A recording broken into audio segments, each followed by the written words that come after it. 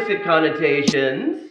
Well, I'm Elise from the crowdfunded translation project, and wanted to just tell you a little bit about what that project is and give you some updates about what I've been doing with your support.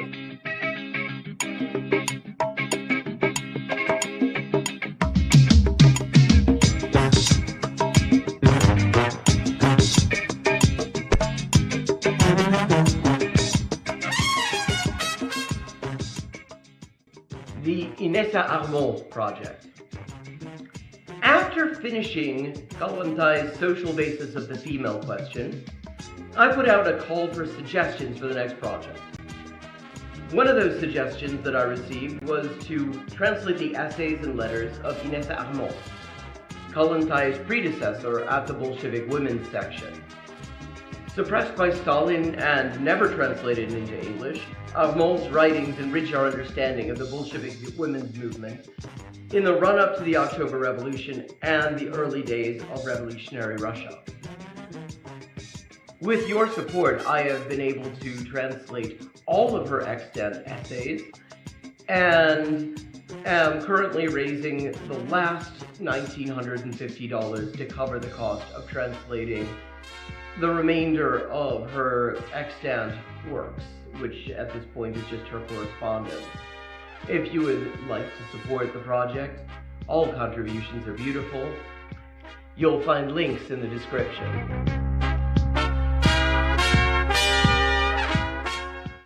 The Punto Final project is a project that is really just at its inception. Punto Final, for those unfamiliar with it, i.e. likely most of the people watching this right now, was a magazine edited by Manuel Caviese Donoso that ran from 1965 to the eve of the 1973 CIA-backed coup in Chile, and then from 1989 to 2018, publishing a grand total of 894 issues. In addition to being a platform for theoretical and ideological debate, they were also a source of excellent political journalism. Their real-time analysis of political developments in Chile, the rise of the Unidad Popular, the looming coup, and the limits of electoralism has aged extremely well, and is well worth reading for anyone interested in the period. The Indian left is sort of in a media bubble, and the Anglosphere left really doesn't do a great job of breaking that bubble and really building connections there. So the discussion that you hear in English about Chile, even in supposed left outlets, such as Jacobin, often has little or nothing to do with the state of discussion amongst comrades in Chile. So this is part of my attempts to contribute to sort of breaking down that bubble and fostering some understanding of the thought amongst revolutionaries in Chile, both historically and currently. I have so far translated 7 articles, including a long read on electoralism versus armed struggle called Chile, the Ballot or the Bullet by Punto Final editor Manuel Caviese, and currently am working on various pieces of political analysis from the eve of the electoral campaign that would bring Salvador Allende to power, or at least to government. These include discussions of electoral versus revolutionary strategy and how and to what extent these things can coexist, discussions of US imperialist interference in Chilean politics,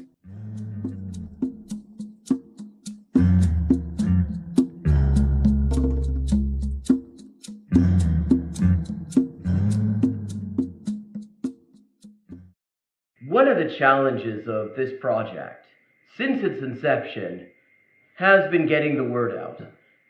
The billionaire-controlled black box algorithms that dominate our lives don't like small creators or small projects. Nor are they particularly keen on ideological viewpoints that are inconsistent with the whims of billionaires. What's more, they positively detest anyone who isn't paying for reach. And then they turn around and make it ever harder to do even that in a useful way. The result of all this is that there are definitely considerably more people who would be interested in this project than actually see any of my posts about it. And that's why I have a small favor to ask you. Tell your friends about the crowdfunded translation project. Share the completed translations, link the Patreon and the Facebook pages. All those links are in the description. Let people know that this project exists and what it's all about. Let them know that I want to hear their ideas for future crowdfunded translation projects at crowdfunded_translations@elisehendrick.com. And if you've got any ideas, I'd love to hear them. Ultimately, the crowdfunded translation project is for us all. The whole idea is to translate texts that have fallen through the cracks by making it economically viable for a professional translator, i.e. me, to work on them and to make the results freely available to everyone. I think that a lot of great things are coming out of the project, and even more can result from it yet. But it all depends on making the project visible to the people who might benefit from it and consider supporting it. Thank you for watching for this length of time. I hope you found it interesting, and I hope that it will encourage you to get in touch with the crowdfunded translation project, look at our translations, to get in touch with, to get involved with the crowdfunded translation project. Make suggestions, read the translations, let people know that this exists. This could be a great resource, but it's been a real fucker trying to get the word out about it. So thank you very much. Even watching this and commenting and leaving a like and sharing it on your platforms, or even to yourself in an email apparently, will help increase the visibility of this video and thus of this project. Thanks so much, and see you on the next stream. Thank you very much. Even watching this and commenting and leaving a like and sharing it on your platforms, or even to yourself in an email apparently, will help increase the visibility of this video and thus of this project. Thanks so much, and see you on the next stream.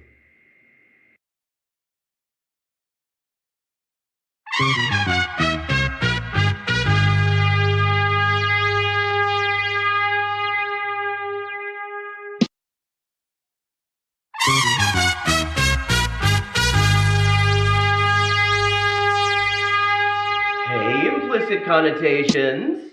I'm Elise from the Crowdfunded Translation Project, and wanted to just tell you a little bit about what that project is and give you some updates about what I've been doing with your support.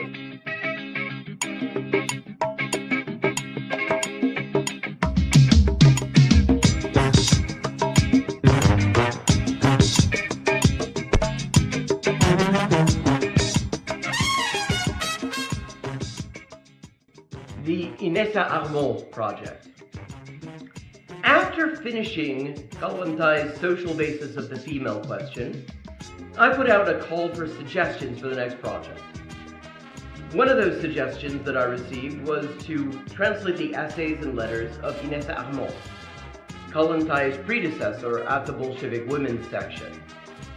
Suppressed by Stalin and never translated into English, Armand's writings enrich our understanding of the Bolshevik women's movement in the run-up to the October Revolution and the early days of revolutionary Russia. With your support, I have been able to translate all of her extant essays and am currently raising the last $1,950 to cover the cost of translating the remainder of her extant works, which at this point is just her correspondence. If you would like to support the project, all contributions are beautiful. You'll find links in the description. The Punto Final project is a project that is really just at its inception.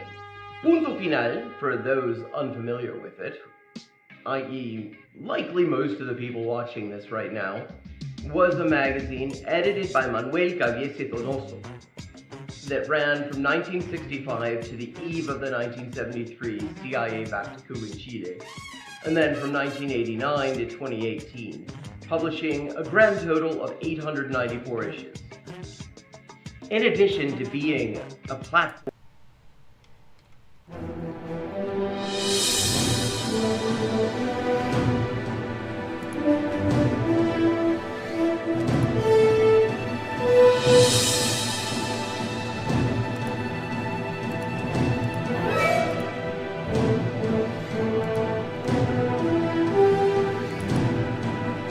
But welcome everybody. Be sure to like button. Be sure to hit the subscribe button. I remember in middle school when you felt self-conscious if you were the last one to go through puberty. That really went topsy-turvy, didn't it? Sometimes the Hasbara, it's too much explaining yourself and it's too apologetic. Be sure to hit the notifications bell. I actually do believe Israel won't just bomb countless civilians. Be sure to tweet this out. Be sure to put this up on your Facebook. You have to be kind to people. Be kind to the guys in this mess in the first place. Put this up on your Reddit. Chile is a country. Be sure to cut and paste, a link to this to go into your favorite Facebook chat group. It's good to see so many normal people in here. Now, spanking isn't just my deep, dark personal secret. It's America's deep, dark secret. I've never seen it explained so simply anywhere. Put this on WhatsApp.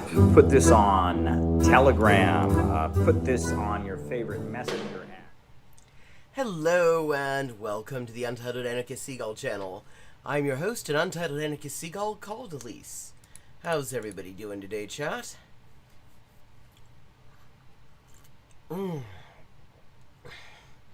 Well,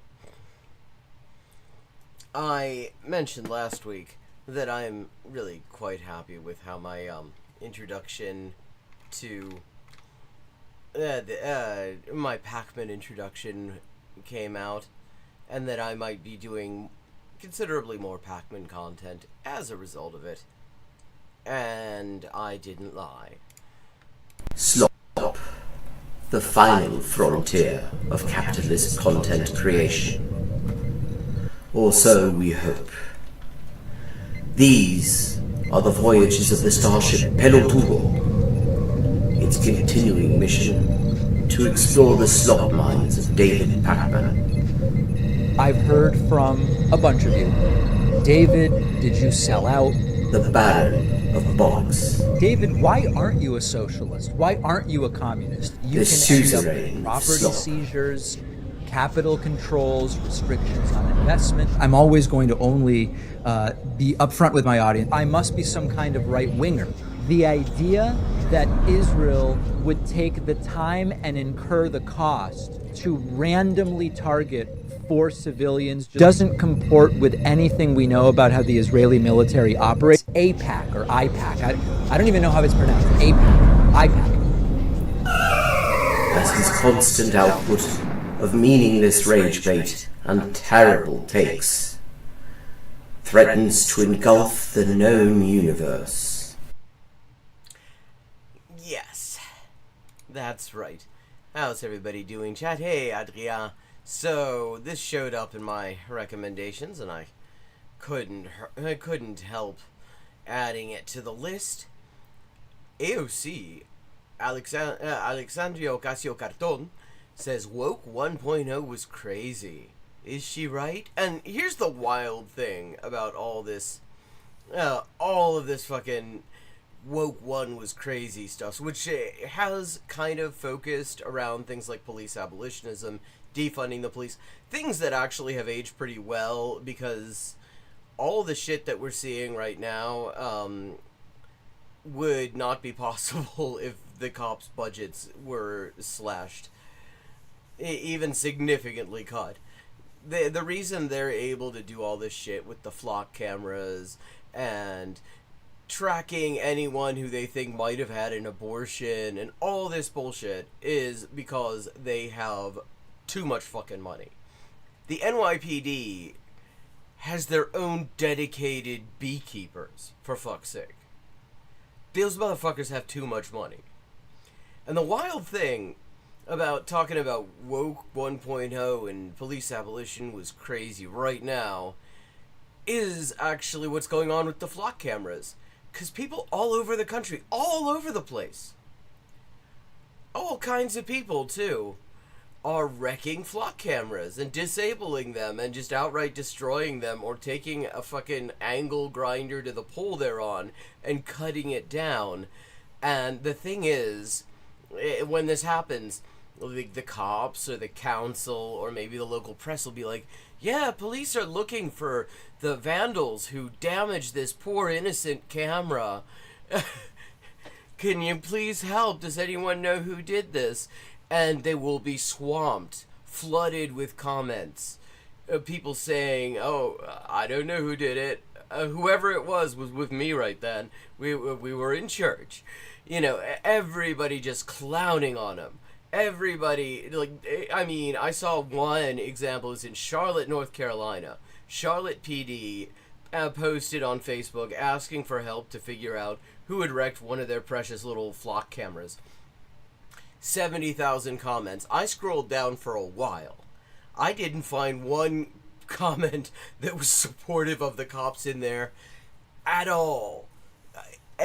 So, like, we've gone from the place where in 2020, the destruction of the Minneapolis 3rd Precinct polled better than either presidential candidate. Way better than Trump, way better than Biden, like 54%. And now we've got this situation where there's just people are uniting around the destruction of flock cameras. And you're going to tell me woke one was crazy? We're going to move on from that?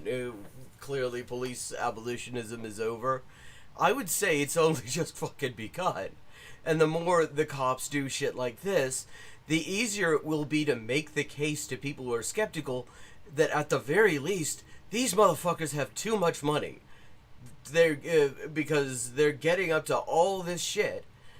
And the only way they can do that is because of all the money. But anyway, so AOC said that Woke 1.0 was crazy, and David Pacman, who recently suggested he was going to do an interview with Ethan Klein to, you know, jointly slag off Hassan. And he's totally backed out of that. He'd not a peep from him about it since, apparently. Apparently he kind of realized that that might get into subjects that he wouldn't be comfortable being too explicit about, like just how pro-Israel he is and other things. I mean, he's already losing viewers. But so here we go. I can't wait to see how he avoids having a take on this. Because that is his main thing. He mostly just avoids having a take. I mean, he got absolutely clowned on, absolutely monstered for the, you know, fucking Red Scare bullshit that he was trying to do with Hassan. With, ooh, he was wearing a Mao suit. He's dressed up like Mao. He wants to kill the sparrows. Debate on the left. The debate is about something called Woke 1.0. There is no debate on the left about this. Like, there is a debate between centrists, between, like, right-wing Democrats and sock Dems about this. Yeah, I mean, the more people actually start to understand what the cops actually do with this shit ton of money that they get, money that could be going to any number of much more useful things, the easier it will be to explain to them why maybe they shouldn't be getting all that. It's crazy, and whether Woke 2.0... whatever the fuck that even is. Like, I mean, let's just note that Woke 2.0 is not a thing. That's just some bullshit that people keep... Because, like, Chi Ose, a city councilor in New York City, who wanted to primary Hakeem Jeffries, and Mamdani stepped in and basically told him not to. Which is the only reason Hakeem Jeffries has a seat. Because that motherfucker isn't popular. Said it on Twitter. It was a fucking shitpost. And right-wing Democrats and their foundations and everything have been seizing on it to use as a way to just move right, to just act as if all this other stuff that they claim to stand for, often made very detailed and very, you know, accurate and well thought out arguments for, it was all just crazy. It was just some wild shit that they thought of because of COVID, not because there was a massive nationwide militant uprising against racist police terror, because we're not supposed to be talking about. They gaslight the shit out of us over that, but because of COVID or something. That was AOC's explanation. But okay, so the debate on the left between all sorts of people who are not on the left. 1.0. Now these are very vague terms. Yes, because they don't mean it. They literally don't mean anything. They're bullshit. This is the first problem. Anytime you want to figure out something like this, what are we? I'm so glad. Woke 1.0, woke 2.0. A lot of this. Oh, I can't wait to hear what he's going to come up with for what we're talking about, because again, this is just something from a I'll say shit post. He didn't define what he was talking about. So it's just like anything that these opportunists want to jettison and dismiss is getting thrown in there. Discussion started after Congresswoman Alexandria Ocasio-Cortez Cartón repeated the line, quoting someone else, "Woke one was crazy," and the context was that she was talking about old progressive positions like... Old? Motherfucker, this is from 2020. You're talking about this like it's like we're talking about something from the 1960s. Abolishing the police, abolishing prisons, to a smaller extent canceling Thanksgiving. And AOC weighed in and said, Which she never said cancel Thanksgiving. She never said that that was a policy that she was pushing for. I've read more since the last time I saw this bullshit. And the thing is, what she said was she doesn't like Thanksgiving because the whole mythos around the holiday is genocidal and racist. Which, the reason she said that is because the mythos around the entire fucking holiday is genocidal and racist. She never said she would cancel it as governor. That was never a policy she was promoting.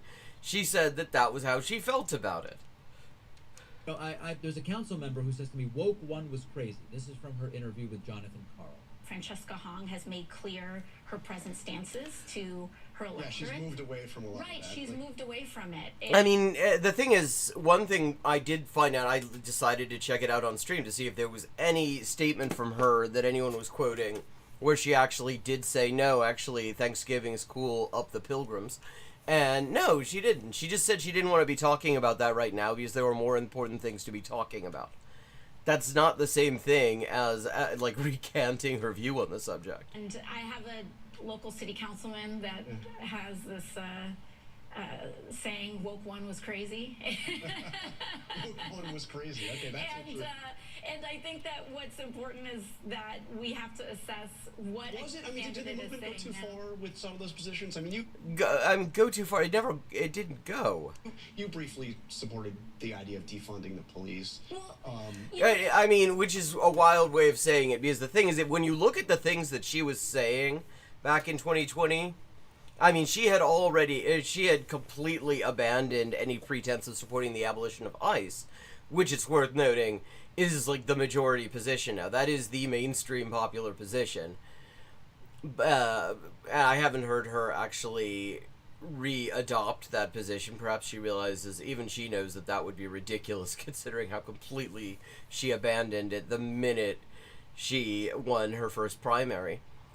But, I mean, you look at the arguments that she made, that Mamdani made as well, that a lot of these people made, and it's, this wasn't shitposts. This was detailed arguments saying, look, there's a shitload of money being given to the cops, and it could be used for all sorts of things, pointing out studies showing that that police funding and, did not actually correlate to any improvement in crime rates, all sorts of things. They, made serious arguments for this stuff.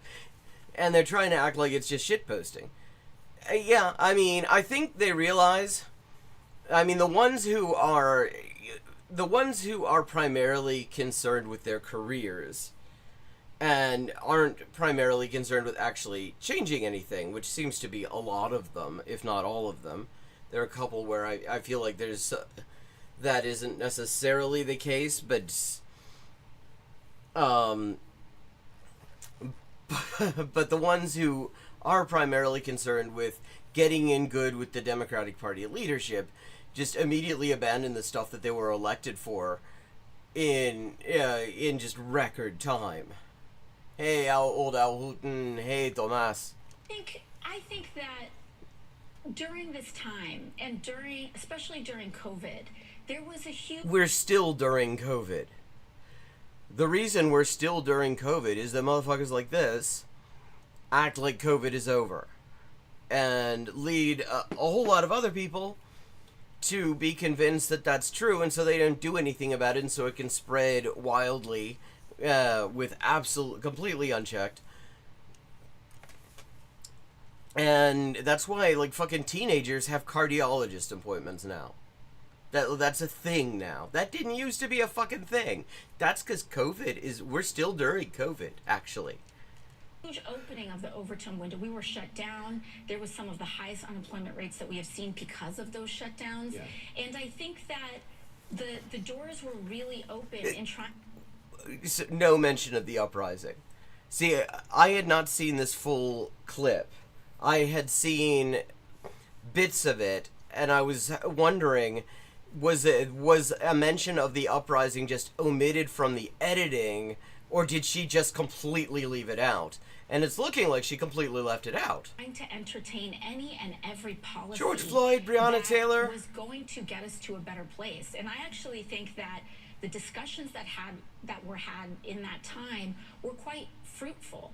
I think fruitful how exactly? When we talk about crime today, it's fundamentally different than the way that we talked about crime in bringing crime down, right? And I think that we all share in the goals of having as low a crime rate as possible. Wait, okay, but the goal of defunding the police is that the police also don't have the money. She's just completely... Okay, this is so pathetic. I think that, you know, during lockdown, of course, rhetoric in that time is not rhetoric that we would use today. So listen, AOC's getting... Like, I mean, okay, this isn't... He hasn't shown the whole clip either, although he's shown most of it. So maybe in the last, like... Wait, okay, 8 seconds. There's 8 seconds left on it. She says, oh, wait, yes, and then, you know, there was Breonna Taylor and George Floyd got murdered, and there was a nationwide uprising that culminated a decade of escalating popular mobilizations around the murder of black people by the cops, and maybe that led to an opening to abolitionism, but that's, like, so far, I don't think she's going to add that in the 8 seconds. So she just... Like, this... Somebody was saying that in comments, I was talking with somebody, said something about how they're just, like, dismissing the uprising. And it was a spooky streaming socialist chat thread that I was on. And the thing is, it isn't even that. That would be one thing. Because to dismiss something, you have to acknowledge that it's there to dismiss. This is gaslighting us systematically into, like, forgetting that it ever happened. And that's been going on since it was going on. There was a point where the media realized that when they were showing these images of people getting, you know, these huge mass battles with the cops in one city after another, that it was actually encouraging other people in other cities to join in the uprising. And so they clamped really hard down on that, and suddenly all you would see is if somebody shared footage that they personally shot, you know, who were participating in the protest or something, or participating in the uprising. And then there was this line, which was trotted out as if it was like a defense of the uprising against right-wing bullshit, was like, oh, it was overwhelmingly peaceful. And it's, you know, based on statistics that I don't know how you would measure that, actually.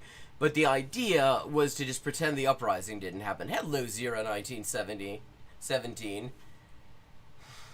Yeah, I mean, if she's worried about crime, there's all the crime by the cops. I mean, there's the murders and torture and stuff. Those are crimes.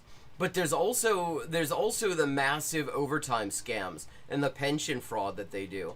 Like in the NYPD, they still have this thing. They've never clamped down on it.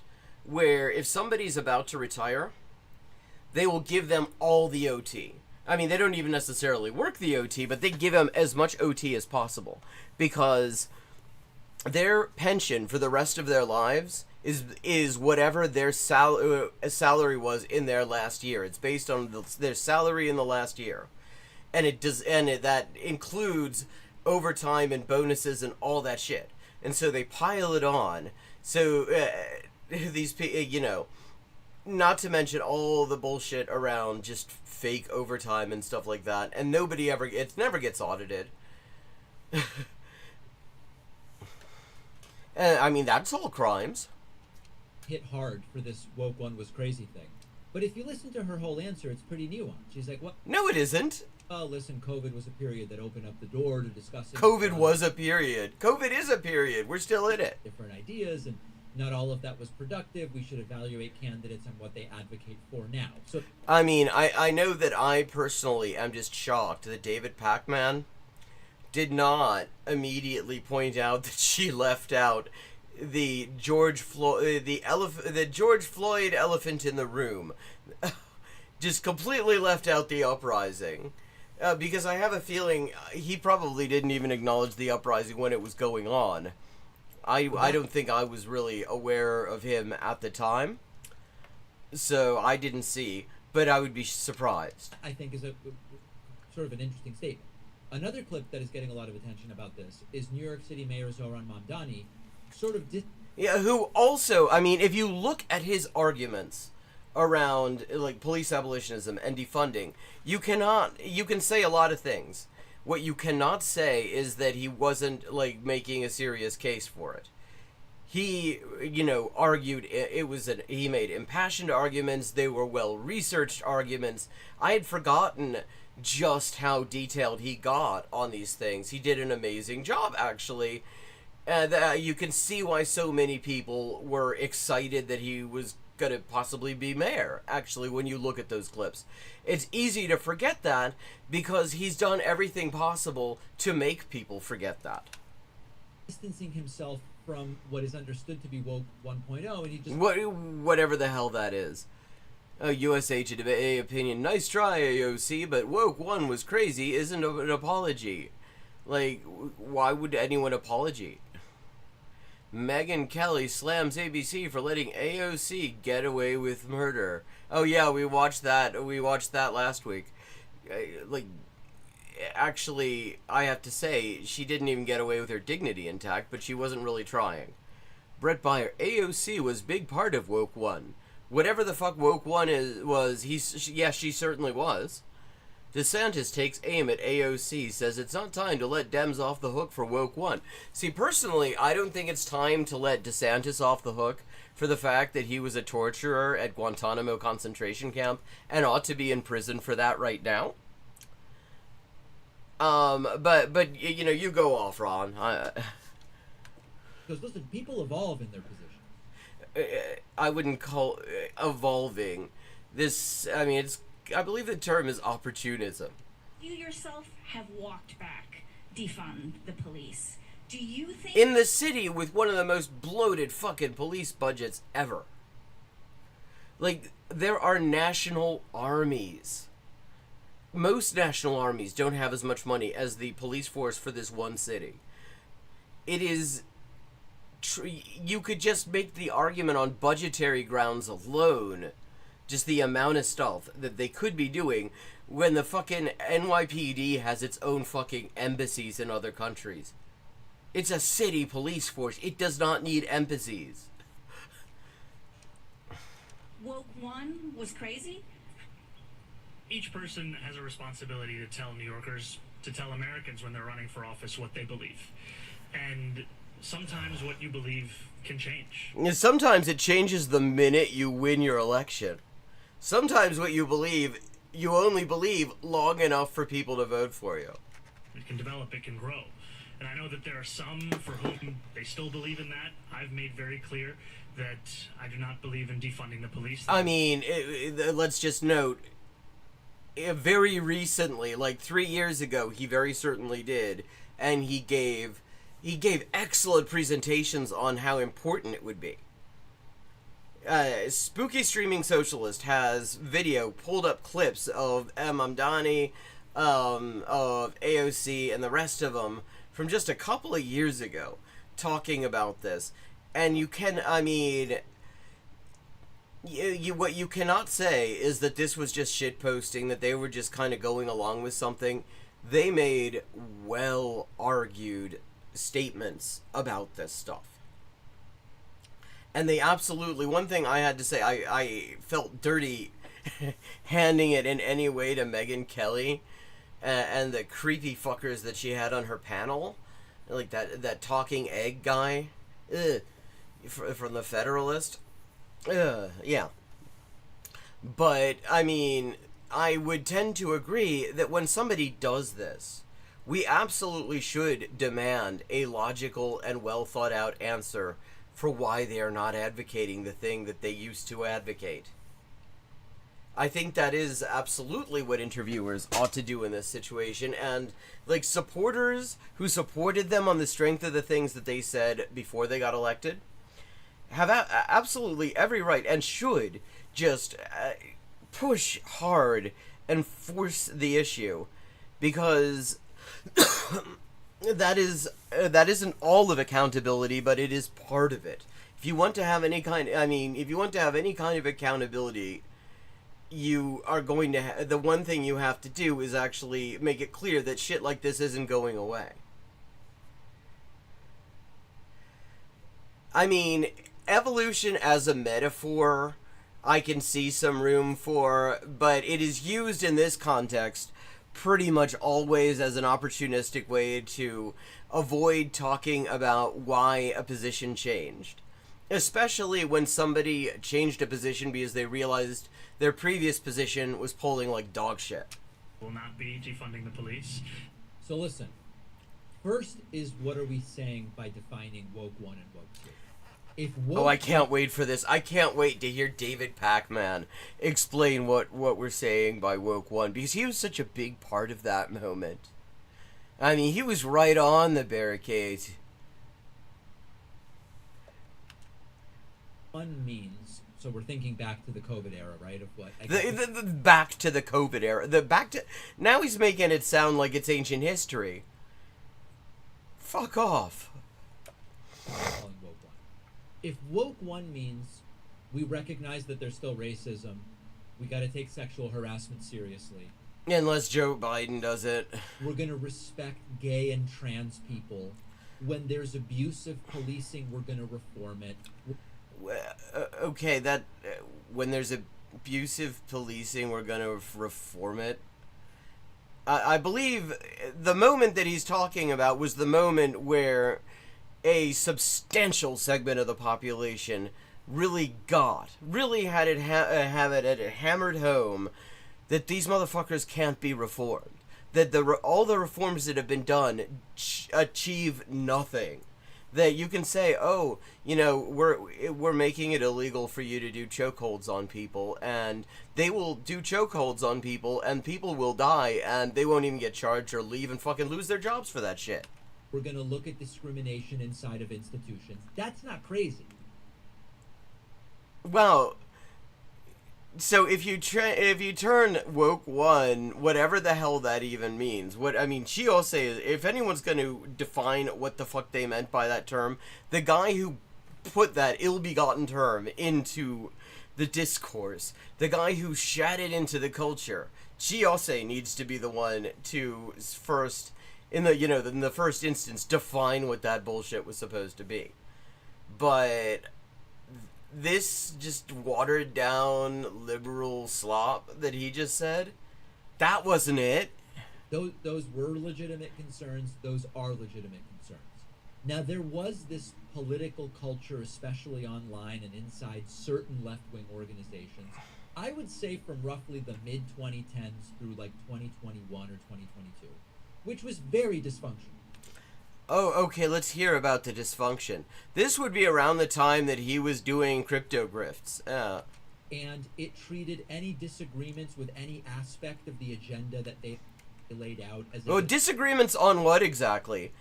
I mean, this is already... It's of moral corruption. What's great about this is that he's literally just taking...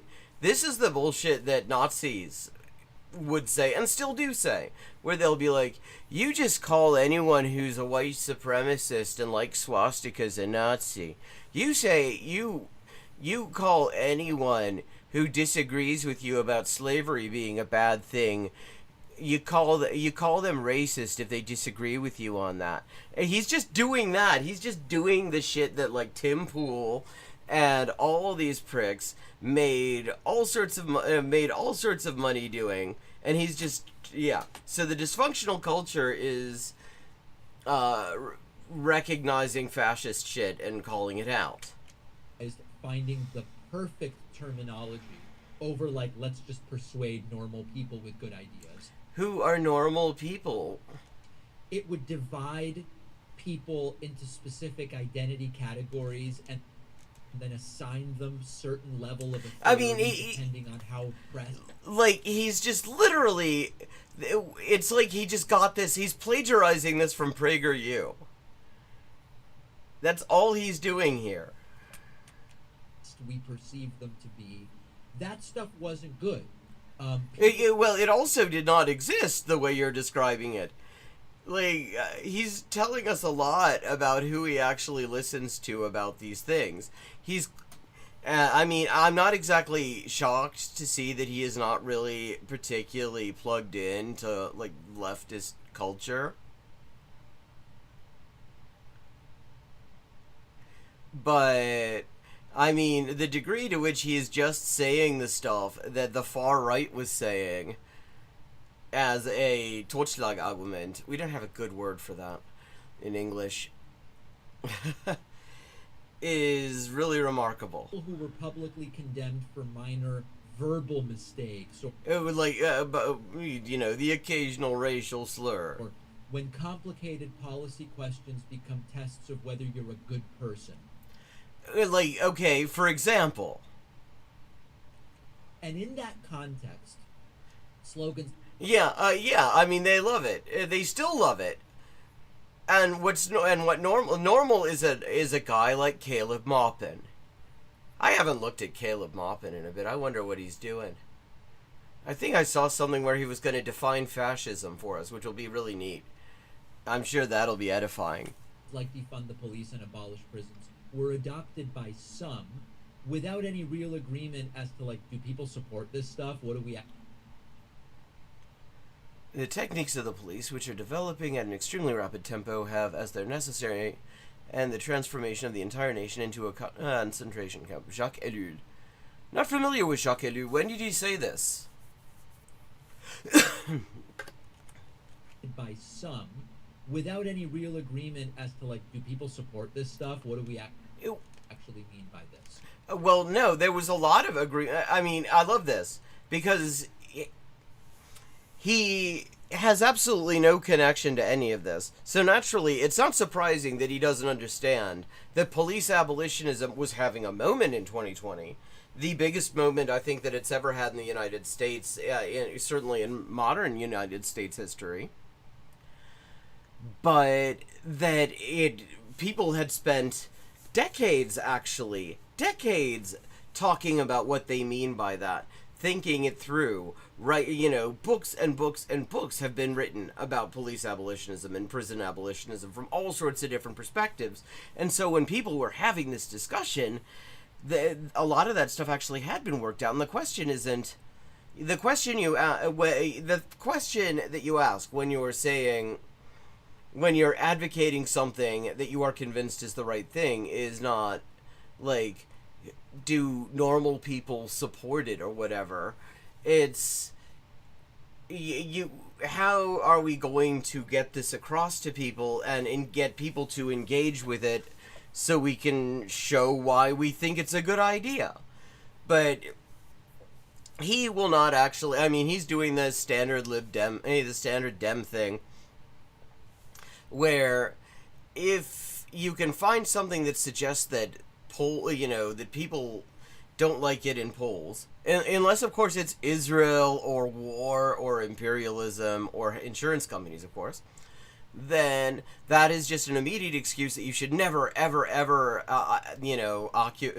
advocate it, or ever try to make the case, because there's no point if people don't already agree. And that is worthy of some examination. And there were people at the time warning, hey, this might be politically suicidal. This is intellectually unhealthy. Like, what do you mean intellectually unhealthy? Who were these people?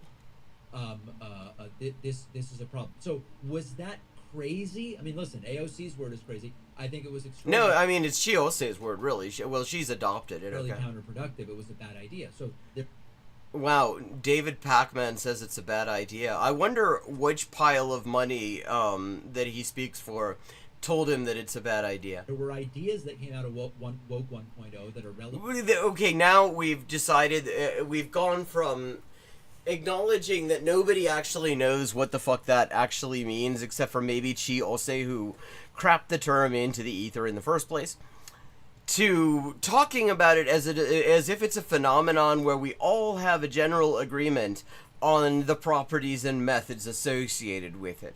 We've established that Woke 1.0 is it is a floating point. It is floating point, and it takes all of the methods of a factorial or whatever. Like he's just racing ahead on. Important today, and there were some practices that I think were not so good.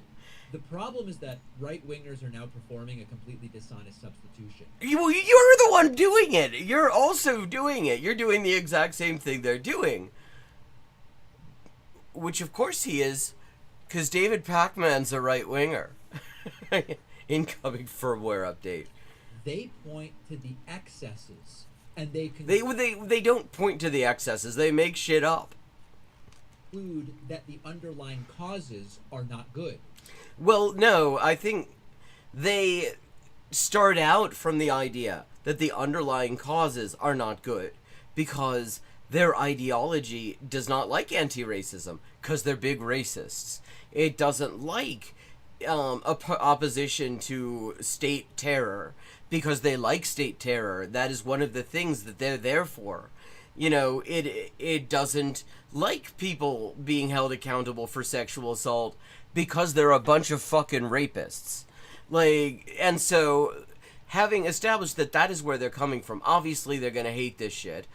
And they have to come up with some dishonest way to appeal to people who aren't necessarily a bunch of white supremacist rapists and explain why this is bad. And so they do the dishonest thing, and then David Pacman plagiarizes them and then acts like, well, actually, this is really problematic. This thing I just did, it's actually really problematic. But saying we should have racial equality, that's not crazy. Well, yeah, but the people who are arguing against it, the people that you are giving so much fucking good faith, so much charity, more charity than he has ever given a single leftist, they think racial equality is a bad thing. Ask Natan Kofnas, the guy who more than anyone is responsible for the death of Jason Arde. Natan Kofnas, he talks about how after the revolution he will be the chair of race science at Harvard because he's a white supremacist. That's his thing. Like, we're gonna pretend. I mean, I love this idea. This is a thing that liberals love to do. Whereas the most bad faith liberals, the most bad faith political operative liberals, I should be clear, because you have, but this idea that actually we all agree in substance on stuff like, you know, that racial equality is a good thing, that equality is a good thing, that, you know, democracy, whatever we mean by that, is a good thing. Which, I mean, literally every single one of those things is absolutely in dispute, quite explicitly, even if these right-wingers understand that they can't always say that out loud, because they understand about hiding their power levels, because otherwise their talking points won't be picked up by dickheads like David Pacman. Saying everybody should be treated with dignity regardless of whether you are LGBT or T, or that there should be accountability for police, that stuff isn't crazy.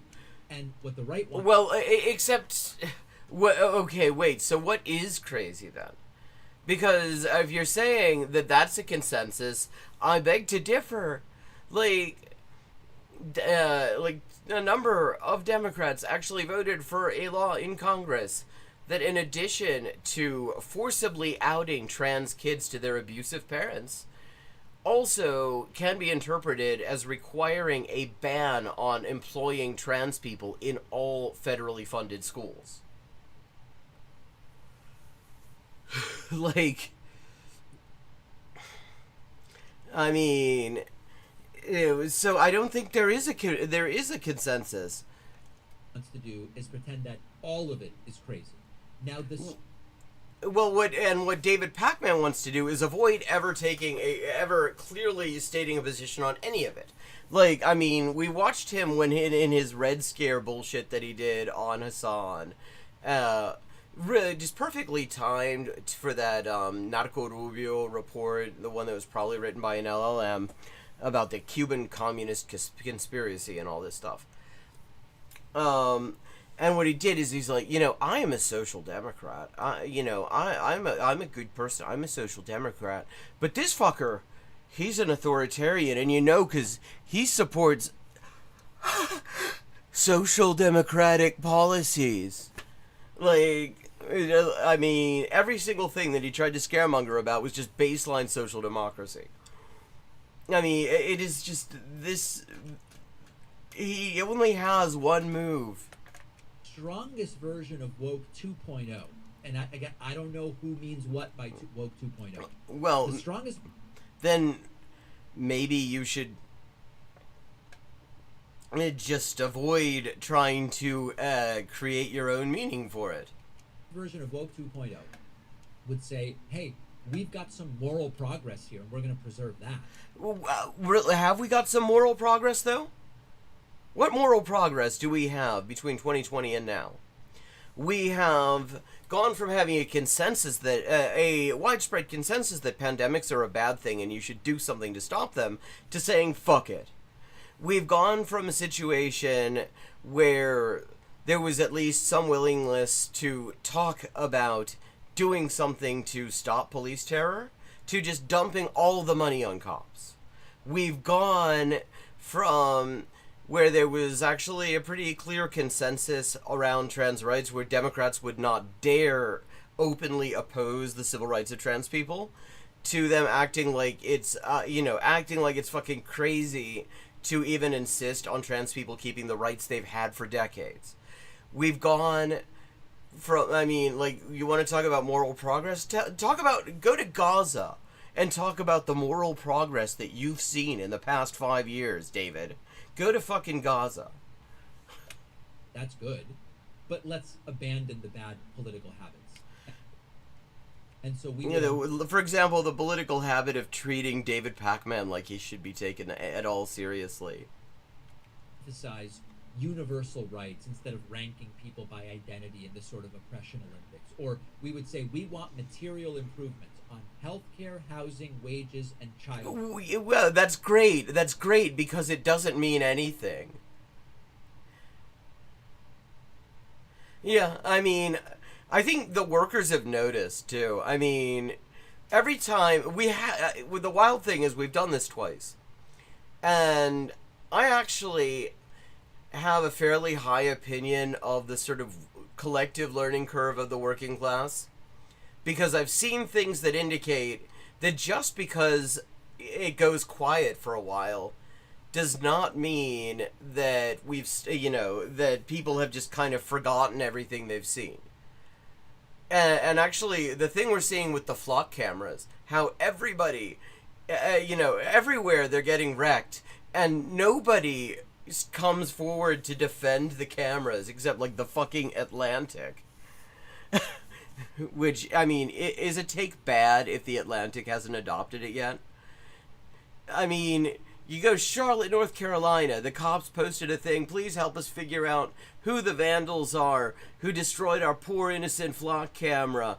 We're using the footage to identify, and half of the comments were also people going, hey, wait a second, how the fuck are you going to identify people with the flock footage? You said it was just an ANPR camera. this doesn't sound like a license plate reader if you can identify human beings.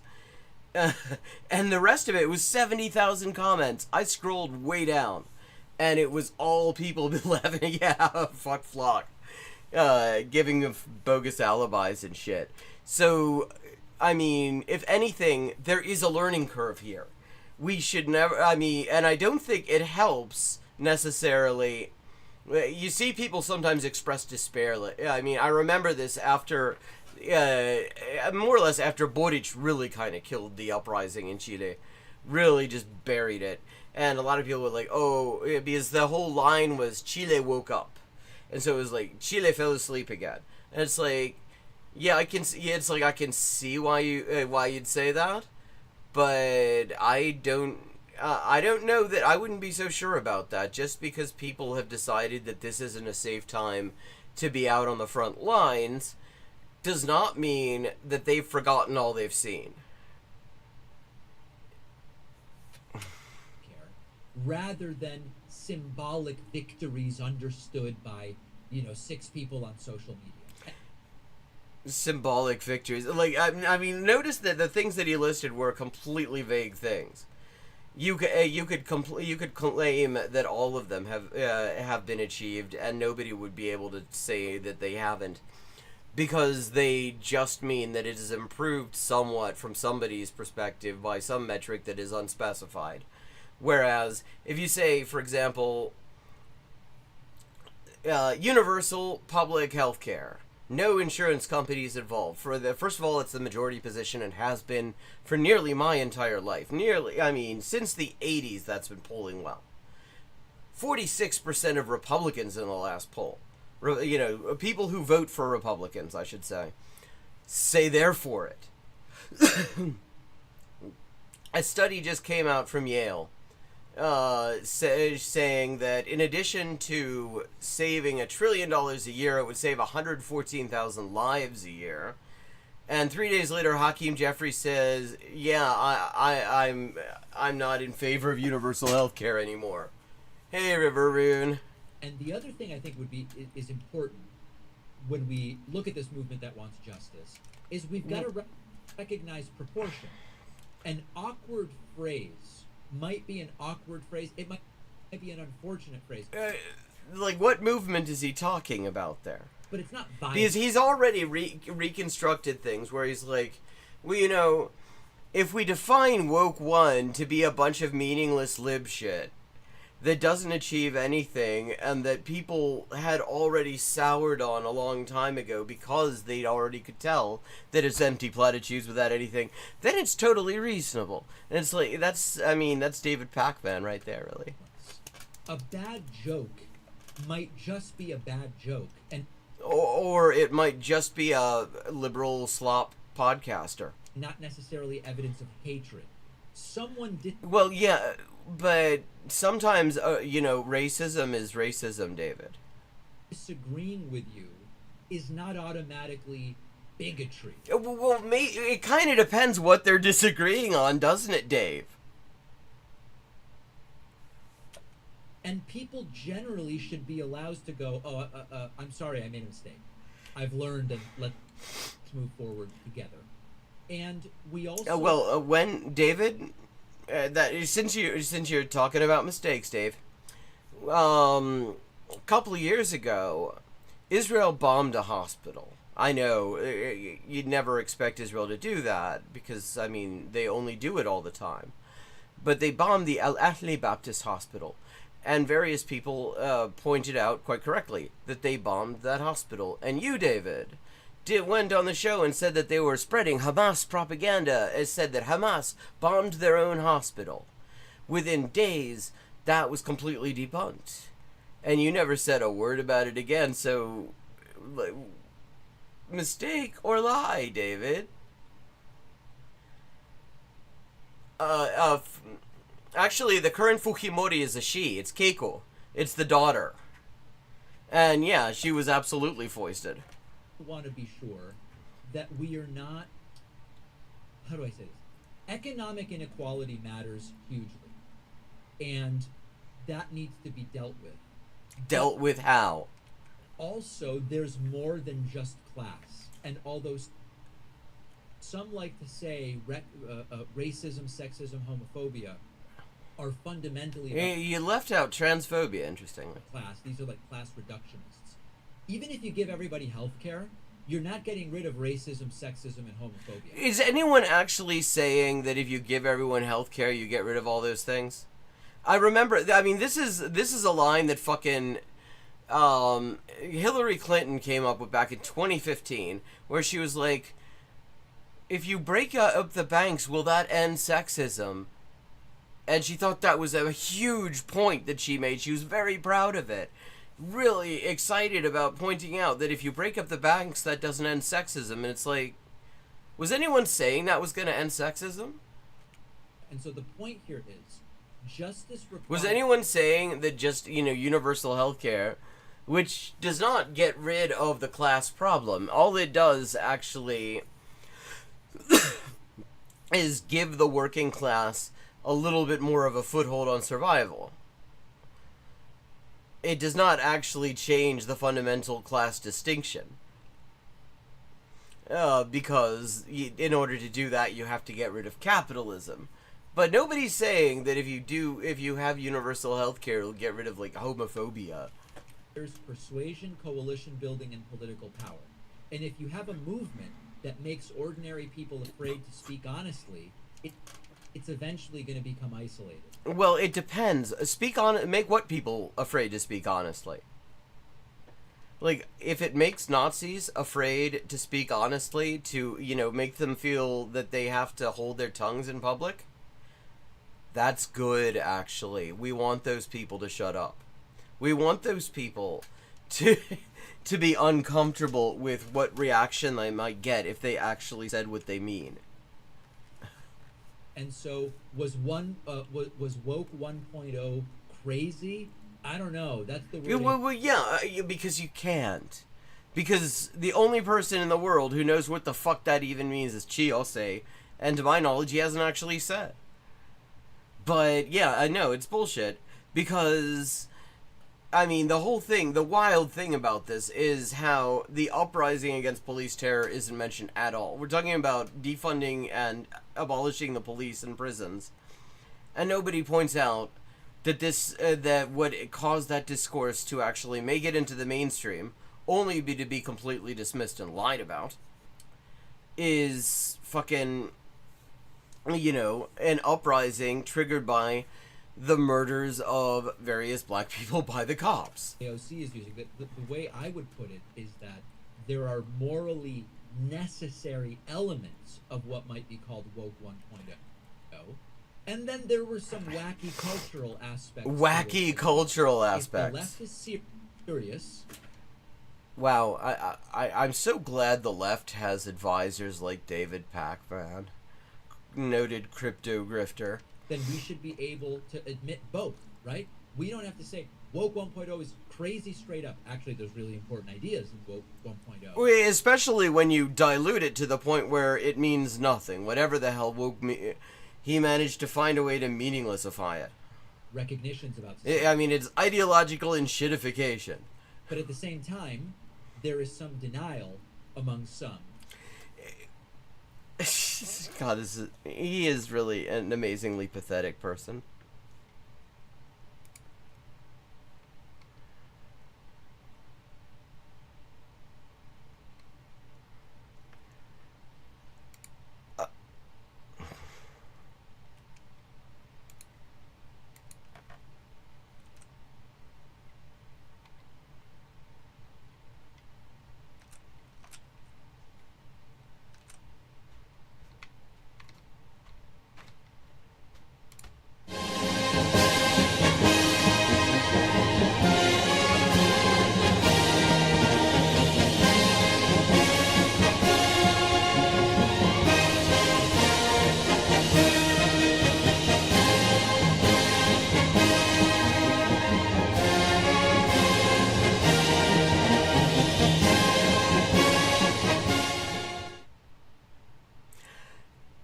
David Pakman invested in Jordan Peterson's alt. I don't remember Jordan Peterson having an alt Twitter project, first of all. That sounds like the sort of failed project he would have, because he's kind of the failed project guy. But I don't remember that he invested in that. So not David, Caleb Muppet is going to tell us what fascism really means. Which is great, because he is one. He should know. Tonight's slideshow. I'm going to do a slideshow. Ooh, he's going to do a slideshow, y'all. Slideshow presentation. The camera will not focus on his face. Tonight. But before we get into that, I actually came across this just before I streamed. This is a great video. This is from one of these leftist Arab American comedians. He's from Minneapolis. And he took the right attitude. I was very impressed. Oh, wow. Caleb Muppet was very impressed about this Arab American comedian's attitude. Isn't that great? I'm sure he feels... I'm glad that he has Caleb Muppet's seal of approval. About the fact that Tucker Carlson is pro-Palestine. But he isn't. He absolutely isn't. He hasn't done shit for Palestinians. He is a fucking... he isn't a billionaire, but he is a multimillionaire. He isn't fundraising for them. He isn't donating to them. He only recently decided that he didn't like Israel. And the only reason he did that is because Israel was endangering investments he has in the Gulf.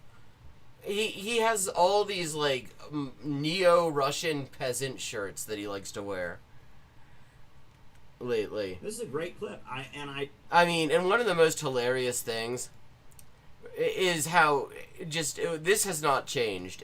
All of the vicissitudes he's gone through, this has not changed. He will completely change his ideological position depending on who his audience is. The last time we were watching him on this stream, he was explaining that he couldn't get with communism because communism is based on envy and resentment.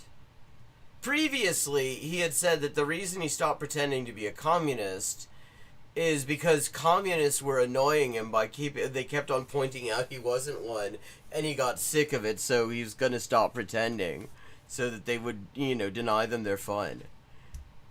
I think this is tremendous, and it's really related to what we're talking about tonight, and maybe you don't know how. Oh, well, actually, okay, we're talking about fascism tonight, and you mentioned Tucker Carlson. I think I could put two and two together on that one. Because Tucker Carlson's a fascist. This is related, but I'll explain. But this is just a clip of a comedian from Minneapolis, an Arab American, explaining how he feels about Tucker Carlson supporting Palestine. I thought the biggest voice for Palestine... Oh, Sammy Obeid, okay. Tucker Carlson. He isn't the biggest voice for Palestine, though. What? It's not even an exaggeration. If you look at the size of his platform and the message he's delivering, he's become the biggest voice advocating for Palestine. But he isn't really advocating for Palestine either. But my thing on this is let him cook, okay? Except that what he's doing, if you listen to him cooking, he is still doing the fucking great replacement shit. He doesn't give a shit about Palestinians. He just, and it's very convenient that all these rich ghouls have decided to inject so much Nazi shit into the Palestine-related discourse. Well, yeah, maybe he is. I'm not sure. But I can't help thinking that it's not a mistake, that it's not an accident that all this Nazi shit is showing up. You have Cenk and Anna throwing Nazi memes over at TYT, for example. Just straight up white nationalist Nick Fuentes great shit. You have Hunter Biden hanging with Tucker Carlson and Nick Fuentes. And, if I were a billionaire who profits heavily from imperialism, and I was seeing a huge number of people wake up to a key aspect of that imperialism and realize how horrible it actually is and how it needs to be stopped, I might very well think that it was quite useful to inject a whole bunch of fash bullshit to confuse and divide a movement and ensure that it didn't do anything useful. Hey, let him cook. Because if this is where he is now, who knows where he'll be in 5 years? Yeah, he might even not want to genocide everyone who isn't white. And don't send me old videos of his being like, but he said this. Like, Old videos, motherfucker. He's still saying these things. Oh, I was alive. Did you know Tucker Carlson's from San Francisco? Yeah. Did you know he tried to be in the CIA and they wouldn't have him? Can't take the hood out the boy. I knew he'd come around. We saw it with that bow tie. Come on, dude. He's reaching people that none of y'all motherfuckers are ever gonna reach. He isn't he isn't, though. If you actually look at his target audience, they're overwhelmingly pro-Israel. Reaching people that I would have never reached. He's just talking to Nazis. And he's actually encouraging people who weren't already Nazis to give Nazism a chance. Like, literally the only people this helps are, like, Nazis and Israel. To a lot of people of the horrors that Israel is committing in Palestine. So you gotta give credit where credit's due. You can focus on all the things that you disagree with, but I'm focusing on the great work that he's doing, and don't ruin it. He isn't doing any great work, though. What work is he fucking doing? Okay, I want to be in love with Tucker Carlson. Okay, I'm enjoying this moment. I'm in love with this man. When he laughs, I come. Like, this is actually this is just terrible, actually. Love this man. I'm even laughing at his jokes now. I was listening to his podcast recently. I don't know why, but he made this hilarious joke that I wish I wrote. He was like, people think I'm getting money from Qatar. No, well, the thing is, he is heavily invested in the Gulf. And this war in Iran, I mean, the reason he had this sudden awakening and suddenly became anti-genocide, well into the genocide, I should note, is precisely that his investments in the Gulf started getting threatened. People are saying I'm getting paid by the Qatari lobby. What would the Qatari lobby be called? AQUAC? AQUAC! Oh my god! That's so fucking genius! I love that joke so much, I'm telling it in my stand-up act via Tucker Carlson. God, see, this is... You do not have to hand it to... Collective effort. Liberation is a collective effort. You don't always agree with it's a collective effort. I agree. Liberation is a collective effort, but you have to actually know who's on side. Because not everybody who shows up and says they're down with liberation isn't a cop. People who are fighting on the liberation front, but once the liberation happens, we can go our separate ways, okay? The band doesn't have to stay together. If you've done a lot for Palestine in the last few decades, you have the right to criticize whoever you want. But if you have not done shit for Palestine, then you are on the same level as Tucker Carlson, who also hasn't done shit for Palestine. You're trying to tear down Carlson. Sit down, shut up, motherfucker, and let me pucker for Tucker. Okay? Yeah, that was great. I mean, because Caleb Maupin was actually, it's worth noting, sucking up to Tucker Carlson back when Tucker Carlson was very, very pro-Israel. Which he was up until, like, just a few months ago. We have to just remember, he just suddenly took this turn, and it's only been a couple of months. And in that time, with all the fucking money he's got, which is substantial, he hasn't done shit with it, actually. But, Caleb Maupin was very well connected to him back when he was still at Fox News. Great, and it was so refreshing to see that. Because part of the reason I'm doing tonight's slideshow is in the name of so-called anti-fascism. The left has become pro-imperialist. Well, except that... No. And invoking anti-fascism. Well, yeah, I mean, people invoke things for all sorts of things. That for all sorts of purposes, that doesn't necessarily mean that the thing itself is the problem. It's just sometimes people invoke things and they're using it, they're misusing it, sometimes quite deliberately. Sort of like when Caleb Muppet would invoke the 2 paragraphs of Marxism that he once read. The idea that all conservatives or all Christians are fascists. Well, I don't think anyone is saying that all reactionaries are fascists. And certainly not all Christians. I don't hear anyone saying that about, say, Palestinian Christians, for example. But, I mean, all right-wingers are at the very least very adjacent to fascism. Is a way that the left has been suckered into supporting war and also abandoning the struggle for economic justice. What? Yeah, well, yes, because I mean, if there's one thing that really is getting in the way of the struggle for economic justice, it's that we haven't embraced people who want, like, fucking unhinged turbo capitalism. What I'm concerned about is I want a government of action that'll fight for working families. And God, he's still trying to make that fucking fucking slogan happen. Yeah. I was thinking of the Phalange, and then I was thinking about Peter Daou. Peter Daou is a man who, I mean, it actually kind of comes up here, because in terms of a really weird arc that somebody's had, I can't figure him out. I'm not sure if he is a very skillful opportunist, or if he had some sort of serious, like, thunderclap moment where he realized he was just on the wrong side of fucking everything. Because when I first heard of that man, when I first heard of Peter Daou, he was the most noxious asshole in the Hillary Clinton entourage. You know, a proud ex-phalangist. A proud fucking fascist death squad member who, you know, was, if anything, more right-wing than Hillary Clinton. And then, sometime in the past few years, I don't remember exactly when, you know, I hadn't seen him for a while. Possibly because I blocked him because I just got fucking sick of it, to be honest with you. But then I start seeing screenshots of his tweets, and it's like... and the things he's saying, they're valid.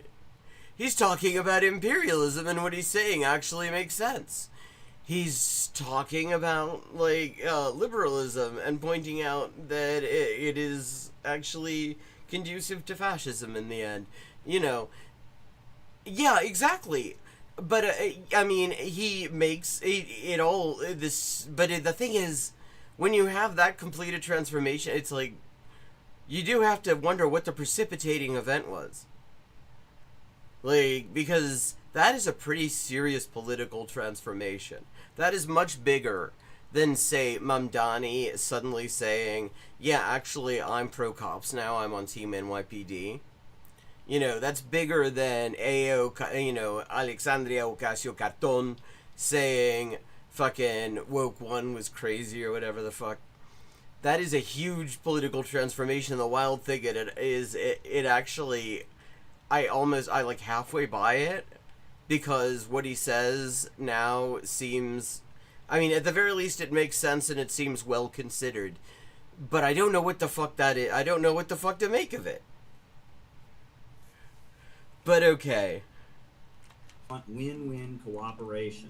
Win-win cooperation with who? I see that the only future America is going to have is with the rising new economy in the East, with Russia, with China, with North Korea, with Iran. There's a whole new economy centered around the BRICS. And there is not really, though. There is a whole new Wall Street betting pool centered around the BRICS. The BRICS is not in any way separate from just, you know, Western capital. Yeah, I mean, it was the thing, yeah, with Anna and Cenk, that was heralded. You can actually point out a timeline. I mean, I think about it retrospectively, and I can just see where they were calling that shot. And, of course, the minute you see that, you know, fucking Polymarket's money is in the mix, and you know who's on the board of Polymarkets, it isn't exactly surprising that they're suddenly sucking up to Fash. I want America to be friends with this economy and to trade with it, and I want us to have a government that breaks the power of the big monopolies that are pushing degrowth and trying to... The big monopolies that are pushing degrowth. Grind our country into a low-wage police state. I love how he talks about that. Like, he's been saying that for years. It has been a low-wage police state the entire time he's been saying that. Like, I mean, it's been a low-wage police state since probably, I mean, I would say, like, the 80s, really. I mean, compared to other major industrialized economies, it's always been a pretty low-wage place. Yeah, I know. I count myself as well as fortunate for having never given a fuck about them either. The one time I actually found anything useful about them is I was putting together this video that I still haven't finished on the culture of impunity, and I wanted stuff talking about some of the more notorious atrocities of the Bush years. And when you look that stuff up on YouTube to find people talking about it, it's almost always Cenk, because he was really monopolizing this space back then. That was like the best there was back then. It was like Cenk and fucking David Pac-Man. And I want a government that fights for working families and makes America a stronger economic power. A country. Why is it good for the U.S. to be a stronger economic power? And how is that consistent with this peaceful coexistence with BRICS? Like, because if the U.S., which is already a dominant economic power, though I would say, one that is increasingly being challenged, becomes a stronger economic power, that necessarily means you're pushing out rival economic powers. That's the only way that makes any sense. That's the only way that concept works. But if you're doing that, you are necessarily going to have friction, because that means you're taking away profits from the other capitalists. And the other capitalists, they don't like that. And then you see, when you've got the capitalists really getting pissed off about the way that resources are being carved up and profits are being carved up, then you get fucking wars, Caleb. I think somebody wrote a whole book on this. I think lots of people have written whole books on this, Caleb. Country that has a better life expectancy and living standard for the people, and enables us to trade with countries around the world and have prosperity for mankind. That's what I want. And it used to be, until about the time Trump got elected, that was what it meant to be a leftist. I was out there. Wait, okay. So, until Trump got elected, he thought that being a leftist meant that you wanted the U.S. to be a stronger economic power and align itself with other major capitalist trading blocs. See, I was a leftist before Trump came into power, for actually quite a while before then. I've been fairly clearly identified as one for this entire century and a little bit before. And my understanding of those concepts, Caleb, was that if you were a leftist, that meant you were some kind of communist or anarchist or some combination of the two things, because you rejected capitalism, Caleb. But now you're talking about being a leftist. You just were talking about how communism was born of resentment and envy, my dude. You gotta pick a lane here. Motherfucker, you gotta pick a lane. Which side of you can't even decide which side of the fucking street you're driving on. Are you driving, is this the I-80 or is this the M5? To work for Ramsey Clark, the former U.S. Attorney General, and we would protest and say money for jobs and not for war. And we stood with Iran, and we stood with North Korea, and we stood with Cuba, and we... Yes, but is that all that leftism is to you? I mean, yes, I would say it's like, yeah, obviously being against imperialist wars and against, like, demonizing official enemies of the local capitalist class, absolutely. Is that the entire thing, though? Oh, I mean... I would say, to the extent that he actually, I actually don't have any real, I have to say, I've been quite liking what Ansar Allah does in the past few years, since they were the first actual, like, nation-state government to sanction Israel, and I thought they did a very good job of that, and they bankrupted the Eilat port, so, yeah. I mean, don't have a problem, like, no problem there. Although the fact that he went on this, like, ship, this, like, mission to Yemen at the height of the siege, the genocidal Saudi-US siege on Yemen. And he decided to make that all about himself. Like, he was the hero of the piece. Like, I mean, if you watch his fucking cringe-ass cartoon trailer to his channel, he actually he talks about Saudi bombing them as if they bombed him because Caleb was on there. With Russia and the Ukraine 2014 Euro-Maiden coup, but when Trump got in, everyone lost their minds. And suddenly, I was not safe. And still to this day, I'm not safe to go to leftist rallies. I mean, what's hilarious about this is people were already... actually, Ansarallah, Yemen has blockaded the Red Sea. They've blockaded the Bab el-Mandab. So the Bab el-Mandab and the Strait of Hormuz are both blockaded at the moment. Wait, I mean, I love how he acts like this is some fundamental change. It's funny. I have to say, you could easily, if I didn't reveal this, get the idea that I was so much better at thematic planning of this stream than I am. Because I didn't know where he was going to go with this exactly. But he's like, this is a perfect tie-in to what we were just watching with David fucking Pac-Man. Yeah, I mean, they are the government of Yemen. It is hilarious when the fucking Saudi puppet government that isn't even safe to be in the country, they're in Saudi because they can't actually safely go into Yemen. They still act like they're the government because Saudi and the US like them. And Israel probably as well, though I haven't heard them say anything specifically. Go to leftist pro-Palestine events. I usually get people following me around saying, you're a Nazi. We actually... Well, no, I mean, the reason people were saying that you're a Nazi, Caleb, is because you hang around with fascists and you're a Nazbol. We actually had someone from Denmark on the language stream this afternoon. You're a white supremacist. Well, just because he hangs out with fascists and white supremacists, people were calling him a fascist. You know, when we had our little workshop in Minneapolis, there were 15 people outside protesting. No fascists in our town. Penny. Yeah. Well, okay, so the idea is... now I understand.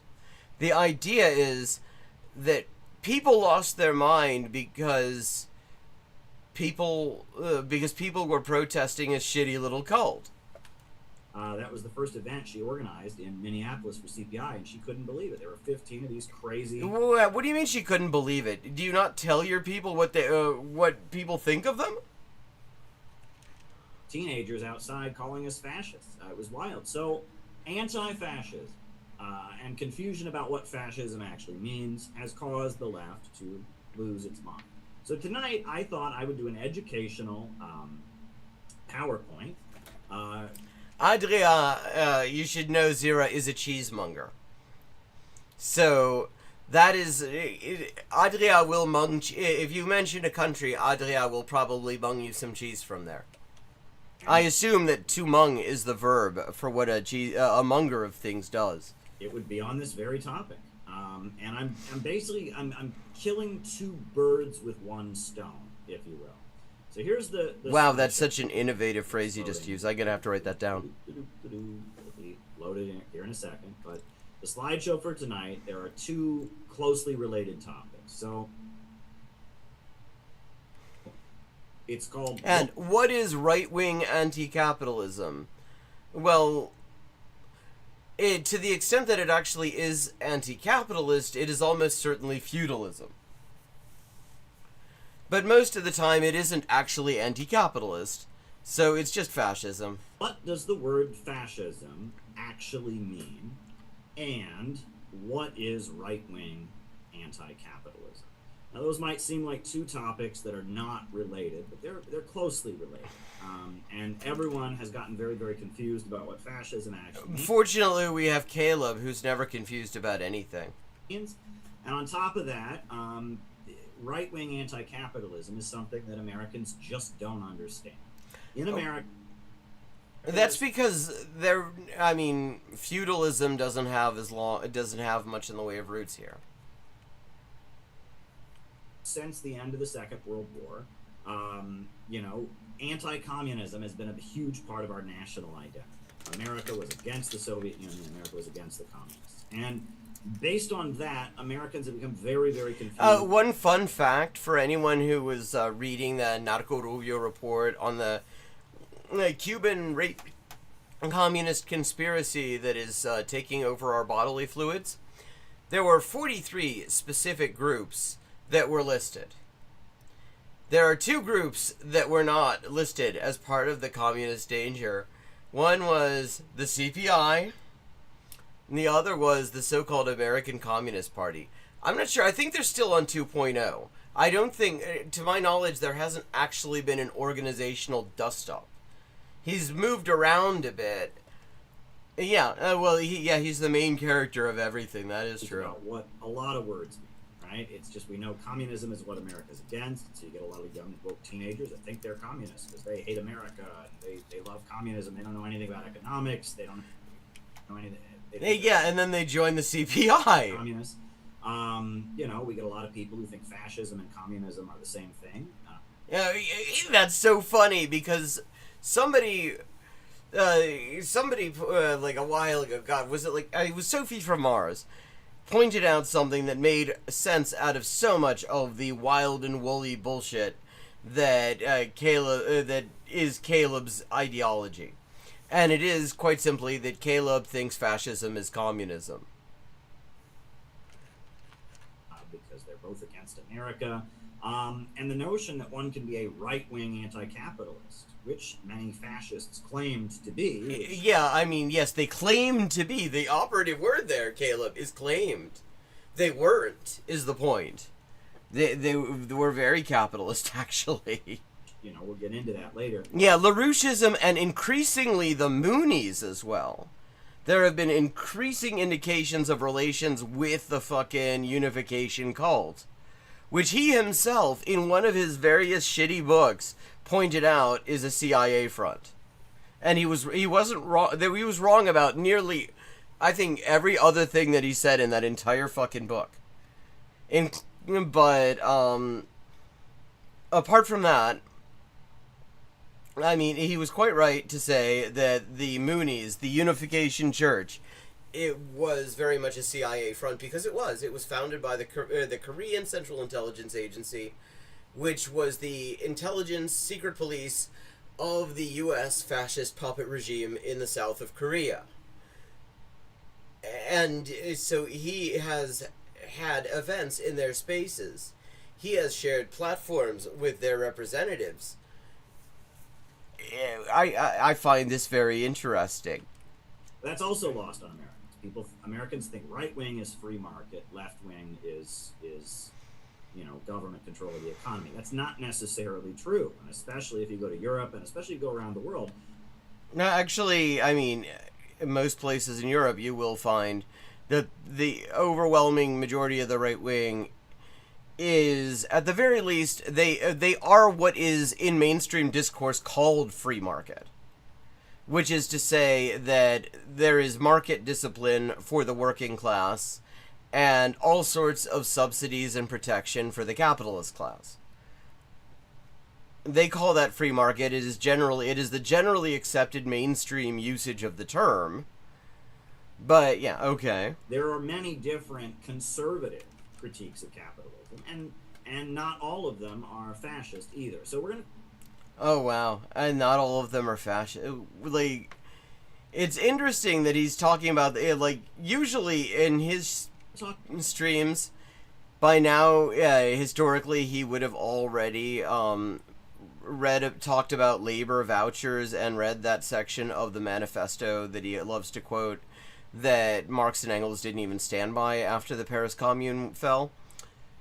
But now he wants to talk about how conservatives are also totes anti-capitalist too. Isn't that neat?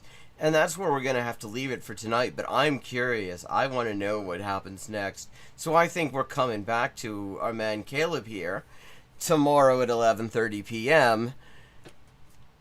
And I hope to hear you. Fascists worship capitalism. There are right-wingers who actually would prefer to go all the way back to feudalism, though, certainly. I mean, like, the Pétain Thiel, for example, seems to be one of them. But I'm off for tonight. Thank you to everyone who joined in. Always lovely to see you all. Hope you enjoyed the stream. And I will be back tomorrow at 11:30 p.m. U.S. Eastern Time.